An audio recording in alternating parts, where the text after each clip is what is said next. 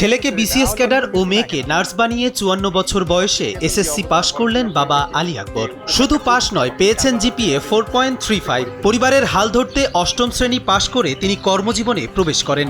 আর খোলা হয়নি বই, হাতে ওঠেনি কলম। তাই ছেলে মেয়েকে প্রতিষ্ঠিত করার পরই যে বয়সে নাতি নাতনিদের সাথে খেলে নিজের অবসর সময় কাটানোর কথা, সে বয়সে বই খাতা নিয়ে ছুটেছেন স্কুলে। এভাবেই 54 বছর বয়সে এসএসসি পাশ করে তাক লাগিয়ে দিলেন রাজশাহীর নওহাটা বিজ্ঞান ও প্রযুক্তি স্কুল অ্যান্ড কলেজ থেকে পরীক্ষায় অংশ নেয়া আলী আকবর। ভর্তি হতে যায় মনে করেন 24-এ, বললো যে কে ভর্তি হবে, বললো যে ছেলে না মেয়ে। আমি ছেলে না মেয়ে না, আমি ভর্তি হবো।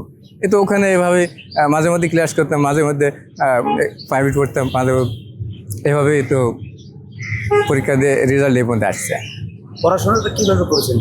বাড়িতে পড়াশোনা করছি। অষ্টম শ্রেণী পাশ করেই লেখাপড়ার পাট চুকিয়ে যোগ দেন বেসরকারি হাসপাতালের কর্মী হিসেবে। স্যান্ডেলিনা সো, রূপচর্চায় আভিজাত্য। সন্তানদের প্রতিষ্ঠিত করার পর জীবনের শেষ সময়ে এসে পড়ালেখায় মনোযোগ দেন তিনি। বাধ্য হয়ে শিক্ষার্থীর মতো নিয়মিত ক্লাস করেছেন মন থেকে তরুণ এই বৃদ্ধ। পড়াশোনাটা এখানে আমার ডিউটি কিন্তু 7 ঘন্টা, 8 ঘন্টাও না। হ্যাঁ, এই 7 ঘন্টা পর তখন আমার কাজ নেই। 7 ঘন্টা পরে কখনো মনে করেন যে সন্ধ্যা পর, কখনো মনে করেন ডিউটি 3 দিন আমার সকাল, 3 দিন বিকাল। এর মধ্যে তো আর আমার কাজ নেই, আর এর মধ্যেই লেখাপড়া করা সম্ভব হয়। 54 বছর বয়সী একজন শিক্ষার্থীর সাফল্যে বিদ্যালয়ের শিক্ষকরাও আনন্দিত।